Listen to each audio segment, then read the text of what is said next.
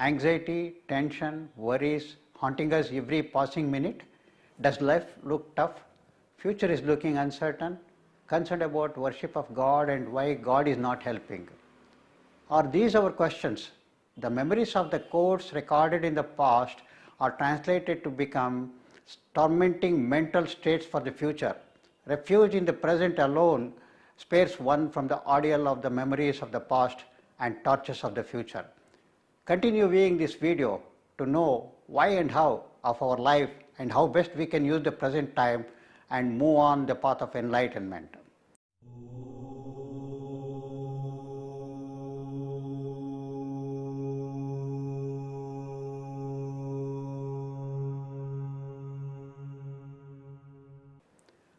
I am K. Jagdish from Bangalore, India, and I was a technocrat engaged in the manufacture of power electronics and information technology enabled services. Astrology, I believe, is an essential ingredient of my blood itself, as preordained by the Almighty. Even more baffling is the power of Prashna, which is surely a gift of God for me. I will explain this point in few words as we proceed. An introduction to life. I would like to give a very simple analogy to understand our life better so that we can make a sincere effort to improve ourselves. A child goes to an amusement park or exhibition with his parents holding its hands. The child is excited, jumping around in the festive ambience and full of colorful lights, music and all that it sees there, and truly it rejoices everything around it. At one point during its excitement, it slips away from the parent's hand and goes astray and starts weeping inconsolably, and nothing around which was so exciting till it lost the hands holding of the parents is of interest anymore. Why? Was the child deriving pleasure due to amusement ambience or because of the parents holding its hand? It is very obvious that it could enjoy everything around it as long as it was holding its parents' hands. This simply means that we can enjoy in this world as long as we hold the hands of God. And we miss everything once we leave the hands of God and we start experiencing sorrow all around. Come on, hold the hands of God to lead our life with contentment to create a better future. The doctrine of karma. Our life on earth will simply go on as per the karma theory as explained in Bhagavad Gita by Lord Sri Krishna. As you sow, so you reap is the inescapable karmic law. We can never transgress this universal law. God's creation is absolutely democratic, and there cannot be a better example of democracy than the very creation of God. Perhaps we are tempted to draw a tangent about political parties talking about democracy, and there we do see a lot of anomalies, but even that is based on karma theory. But we are ignorant of our past when it comes to delivery of justice. We are perhaps ever on a fault-finding mission. Fault with whom? None other than the Creator Himself. Astrological parallels of karma theory is the first bhava or the lagna bhava represents the present life, the fifth bhava the past life, and on this base the ninth bhava future stands, which I would say is the vertex of an equilateral triangle. Eighth bhava is the storehouse of karmas, both good and bad. The past so many lives, therefore, it is imperative that astrology can be discussed only on a base of spirituality. Birth is a magic, and so is death, and both are acts of God, and we don't have any choice or control and absolutely no logic whatsoever.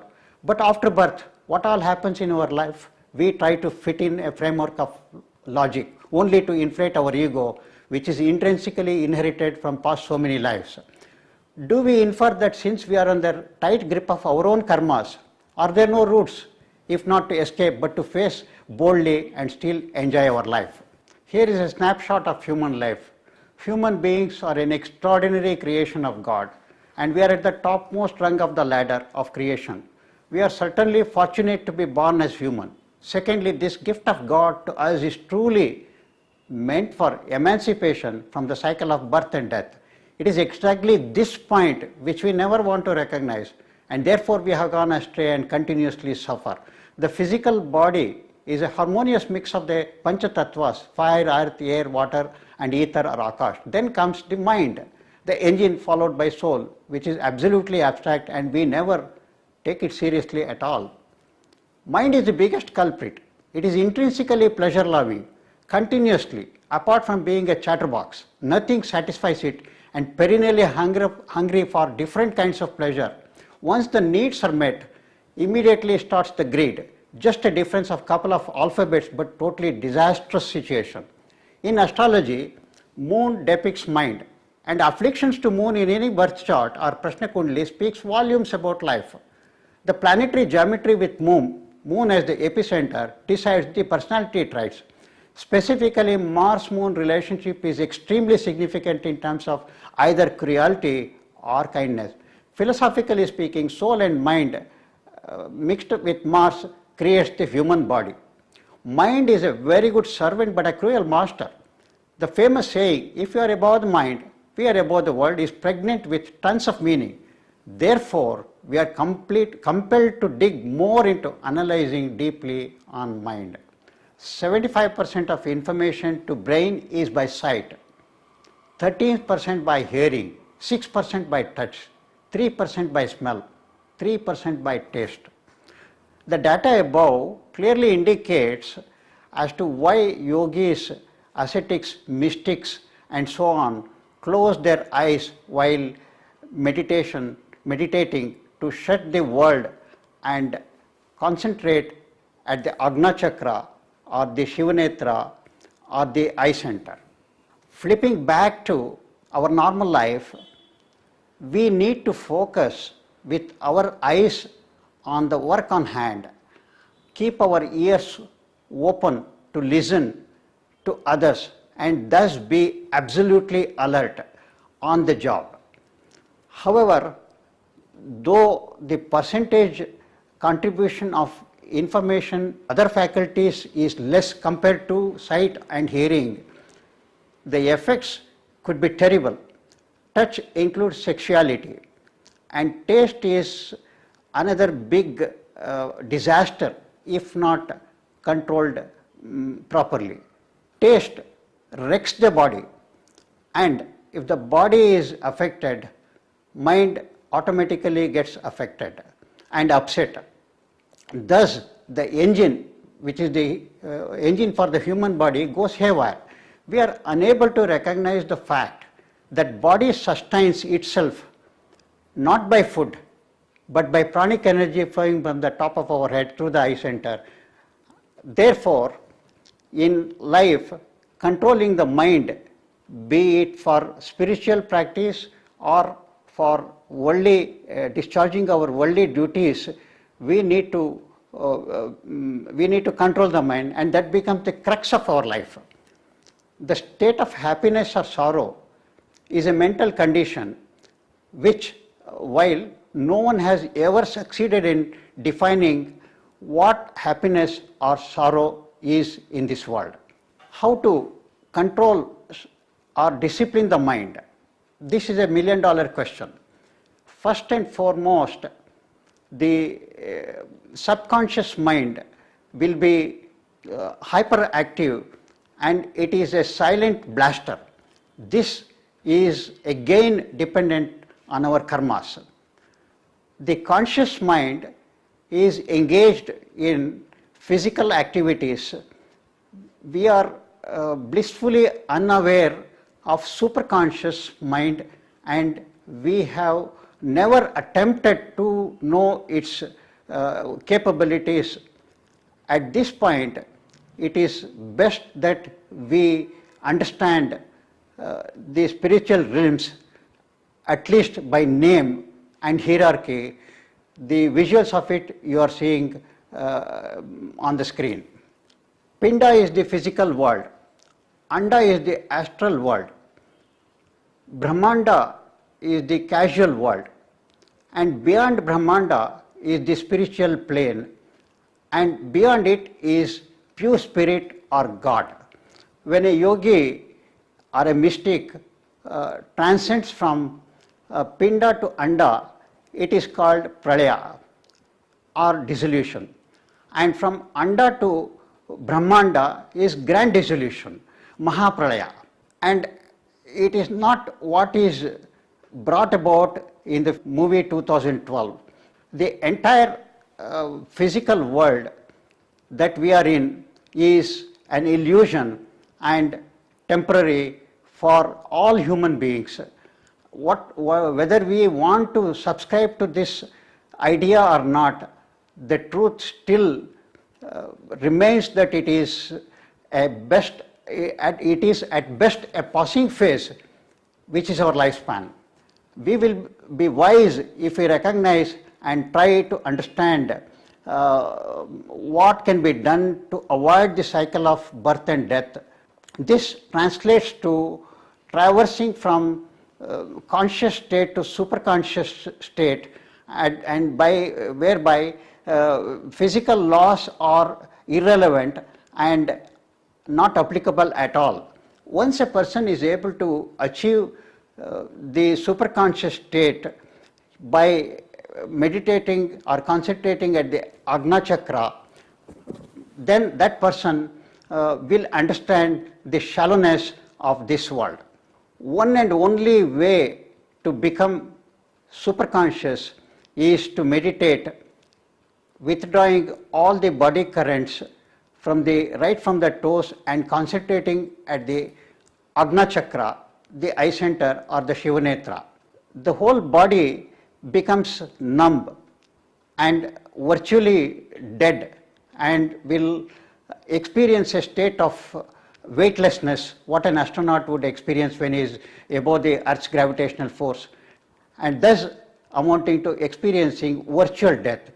Death is no more a threat or fear. Now, straight on to astrology. The zodiac contains the entire universe. The 9 planets execute the law of karma, and the transit of planets impacts our life in different ways right through. Astrology is a gift of God to human beings to inspire and motivate us and live on hope. Of course, we can derive meaningful information and take guidance through astrology. It is better to use astrology to strengthen our mind more than the predictions. Birth chart delineation is one way of getting information about the possibilities of future, while the horary chart or the horary astrology or the Prashna Shastra or Prashna Kundli is something unique and excels in terms of addressing our tension and anxieties and gives instant relief and without going to birth details at all.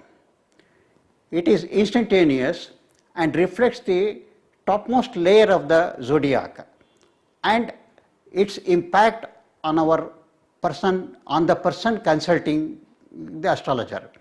But this demands a great amount of spiritual discipline as far as the astrologer is concerned.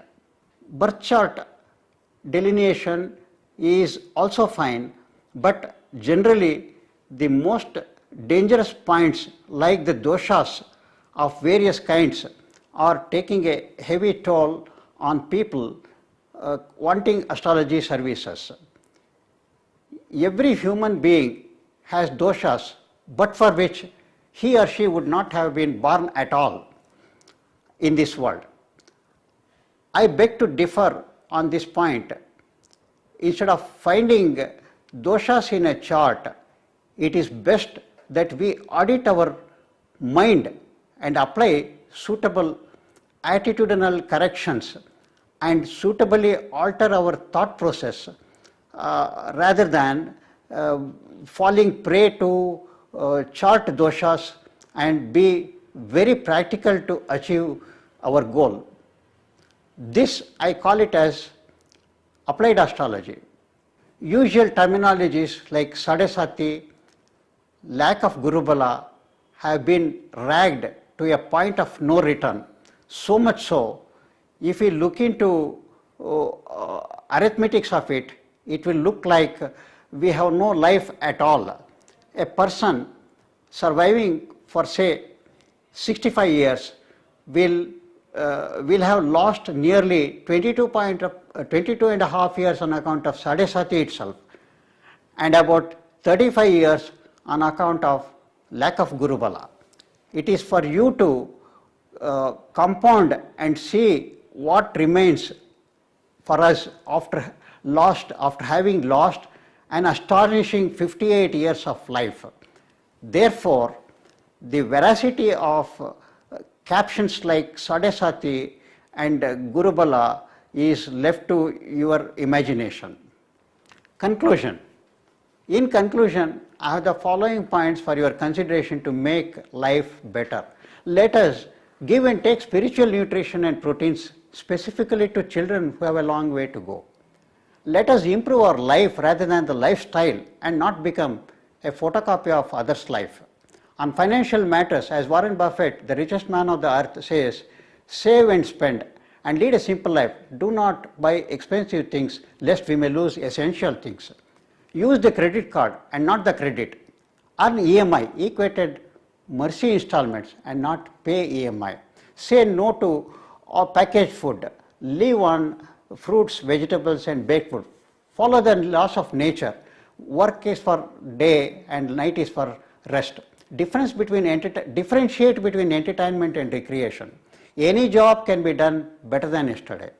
Anything can be lost, but not the time. Even God cannot give it back.